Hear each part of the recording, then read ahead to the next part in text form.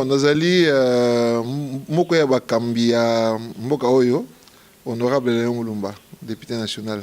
Ngamdi na remplaça honorable Jekoko na parlement national. Tango abwakisaki ba mandat na yemi balaza kinango. Azaki élu 2 fois en 2006 na compte ya parlement provincial et puis en 2011 na parlement national. Le roi mibeko ya mboka et lobi ke mutako occupé 2 mandat mbala moko te yango ya bwakisaki ya national yango na récupéraki ya tikaki na provincial après na 2012 wana kaka abwakisi susu ya provincial ne alongwa na ya tikala na maboko pamba. Honorable Léon Mulumba tozo lobe à propos ya arrestation ya honorable Jekoko Mulumba na éviter soza maloba vraiment ya propos.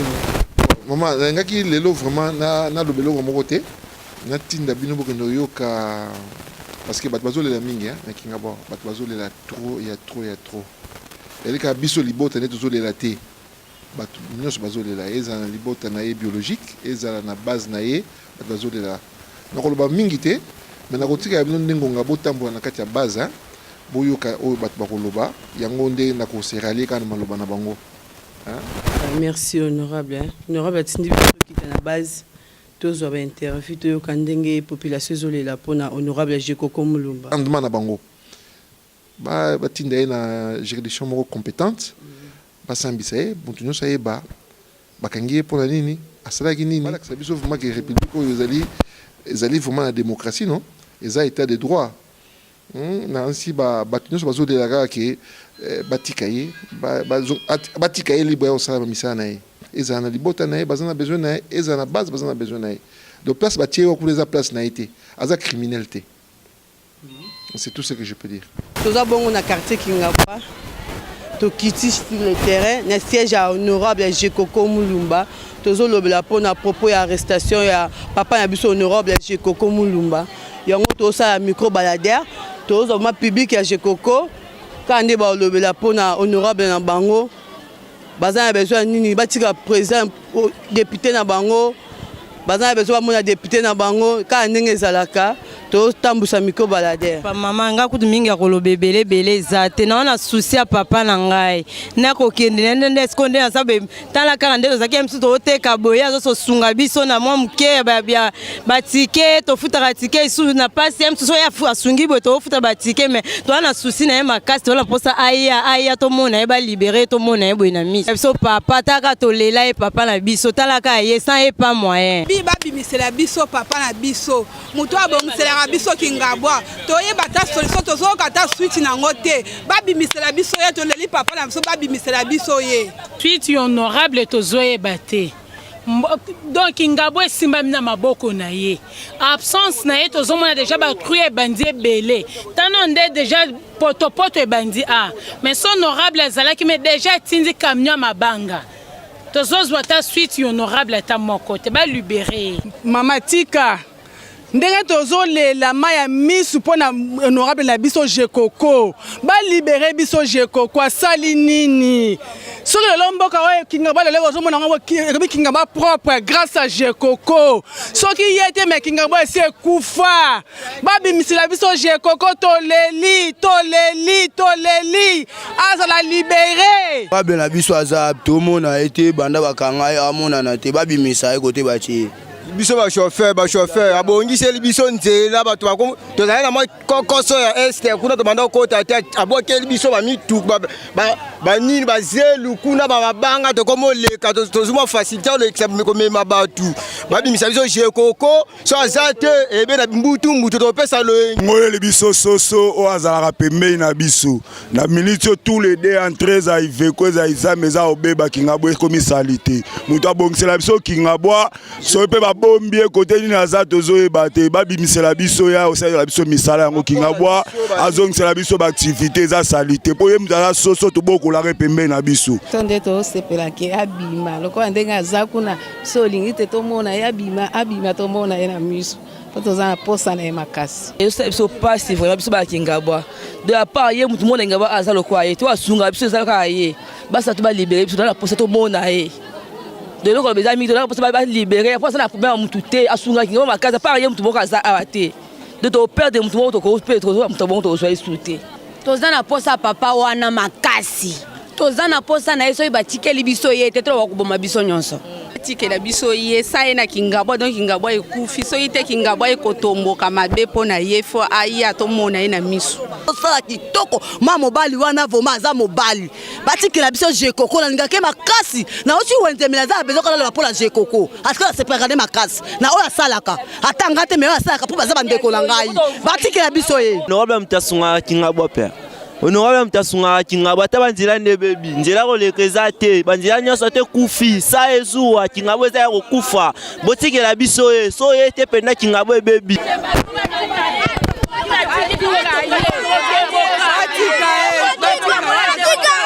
Mwana quartier tolingi batikela biso ye po asalaka nyonso eza bimbe ko kunda akundaka eza baba ko bongisa zo bongisa azo sunga pe biso toza posa na ye toza na posa batikela biso ye po biso toza ba veve ye mtasunga biso ba mama veve siko bavanda ko biso na ko sunga biso tande to komo nyoka malokola salite mikolo abima toza posa na kaka abima koko jekoko aza mwana moko malamu na kati ya mboko tozali na aponaka te aza mwana moko aponaka te aza mwana moko akute bembe yako kuna akuti maladi yako salis onyoso yakuta nango ya mabe jekoko atongi bandako na kati ya bamboko yo ya ofele ya pamba ya bapauvre kolokota bana etike kolokota betike ebembe akuti na balabala jekoko azolokota bembe ana azokende kokunda jekoko aza mwana moko bien tosengi batikela biso honorable po jekoko ninga zawana aponaka te soso mpese kitekwa nyonso yazwaka soko yaki problème ya mutu akoya osoka kipaka te ko o boyo ata ebemba ne poli jekoko azoya ozoyoka tina to pese kombo soso ya mboka eza na tina besoka kuti akipaka te akundaka ezali boye mama tozali na 20e siècle toza na temps ya Gestapo te toza na temps ya bashaka zulu te oyo akosalaka yo sepelika okangika mwana mutu otie na boloko na marke na yo mais na ngonga oyo tozaleli eza boye soki mutu asali mbeba batransféraka ye acquis de droit pour que bajustifier ce qu'il a fait mais ce que nous remarquons et nous constatons dans notre pays qu'on appelle la République démocratique du Congo. Moi, je suis un Congolais de père et de mère. Moi, il y a maniema 100%. Il y a papa na maman. Hein? Moi, na maniema, il y a papa na maman. Ce qu'on a mis tout na raboye. Parce qu'on disait que c'est tous les Swahili qui sont en train de diriger ce pays. Mibeko Zawapi. Ce qui Mibeko Zali, Bolobi Mutu Asali Mbeba. Hein maman, bako transférer ye na parquet. Boke bo sambisi mutu biso nyonso to yeba asali nini. Mais bino bozu kaka mutu na ndako na chambre na yo soki na marque nini yo zu otie mwana bato.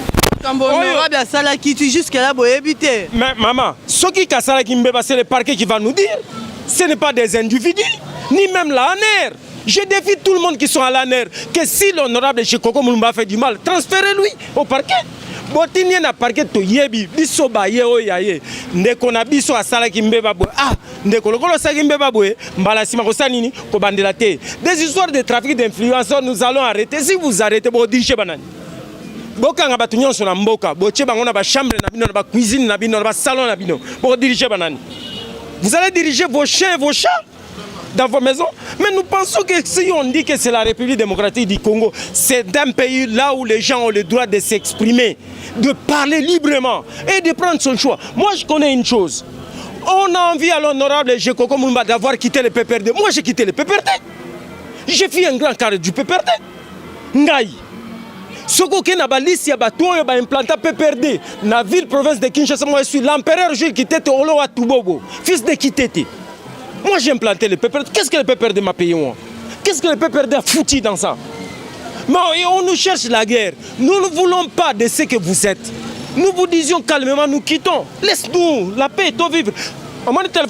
Je suis appelé et menacé par chaque jour.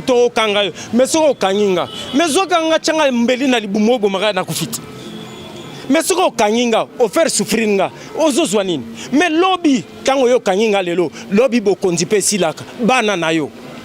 Basi oyo baliao banda ko yo sombi ya muyibi okosuka nango Mais moi je pense que des bons chefs. J'étais une fois en Zambie. J'ai vu le président Kenneth Kaunda voilà un président qui marche. Mais nous sommes encore plus jeunes. Tu sais quel âge moi j'ai 46 ans d'âge. Donc ce qui veut dire que tina comme la vieillesse na moi temps ko sala na boko la bana na ngai. Na boko la bande ko ngai kingaba. C'est qu'elle fait mon grand frère Gérard Moulma 48 heures. Là où tu es, on est ensemble. Nous n'allons pas fuir notre pays, ça nous appartient tous. Espace même ya mukewana. Toko vana na bango. Mais bango ne ba koya koyeba lobi bango ne ba baby saki. Kala pont munene lokola o.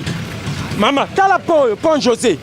Ce fils du pays digne qu'il est allé d'être appelé fils. Atongi oyo, atongi kulumba, nambongo na propre. Mengala kanisaka, maman, tomoni poto, tomona na biloko ya boye, tango muto sa makambi ya boye bakoya, gouvernement ye baki seli mbongo, bilonde muto ya kanga. Moi j'ai vu des dialectes comme ça à Dubaï, partout. Mais ce n'est pas un individu qui peut faire ça, c'est le gouvernement. Bilonde incapacité na bino kanga yako tonga. Bozaka na pose ukanga batu. Kasibo kanga biso nyonso. Honorable Gérard Moulumba, soki asalaki mabe, botinda ye na tribunal. Basambisa toyoka Gérard Moulumba sala nini? Bandeko na kosi totuna nini?